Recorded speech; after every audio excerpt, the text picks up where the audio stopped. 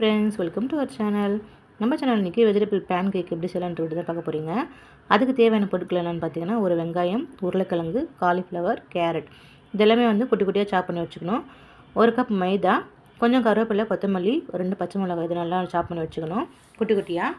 Next ஒரு பவுல் எடுத்துகிட்டு அதில் தேவையான நம்ம கட் பண்ணி வச்சுருக்க எல்லா தேவையான காய்கறிலாம் ஆட் பண்ணிக்கணும். வெங்காயம், கேரட், காலிஃப்ளவர், அப்புறம் உருளைக்கிழங்கு இதெல்லாமே ஆட் பண்ணிக்கணும். இது வெஜிடபிள் பேன் கேக் பார்த்திங்கன்னா குழந்தைங்களுக்கான ஈவினிங் பெஸ்ட்டு ஸ்நாக்காக நான் சொல்லுவேன். ஏன்னா என்னோடய சின்ன பையன் காய்கறிகள் சாப்பிட மாட்டான். ஸோ அவனுக்காக நான் ரெடி பண்ண ஸ்நாக்ஸ் தான் ஈவினிங் டைம் ஸ்நாக்ஸு. நெக்ஸ்ட் நம்ம பச்சை மிளகாய், கருவேப்பிலை, கொத்தமல்லி ஆட் பண்ணிக்கணும். இது நல்லா நம்ம கலந்து விட்டுக்கணும்.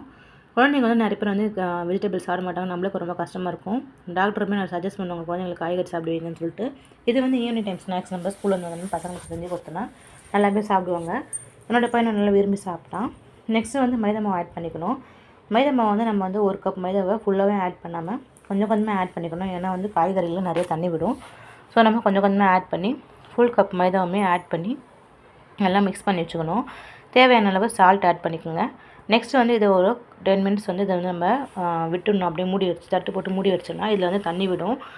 அந்த தண்ணியை நம்மளுக்கு போதுமானதாக இருக்கும்.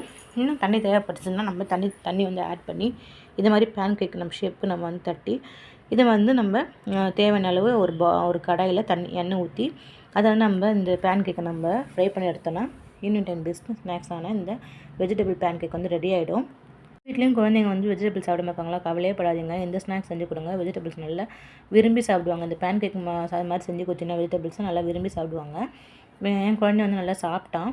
ஸோ இந்த வீடியோ உங்களுக்கு பிடிச்சுன்னா லைக் பண்ணுங்கள், ஷேர் பண்ணுங்கள், சப்ஸ்கிரைப் பண்ணுங்கள். நம்ம சேனல் எல்லாருமே ஷேர் பண்ணுங்கள் உங்கள் ஃப்ரெண்ட்ஸ் அண்ட் ரிலேட்டிவ்ஸ்க்கு.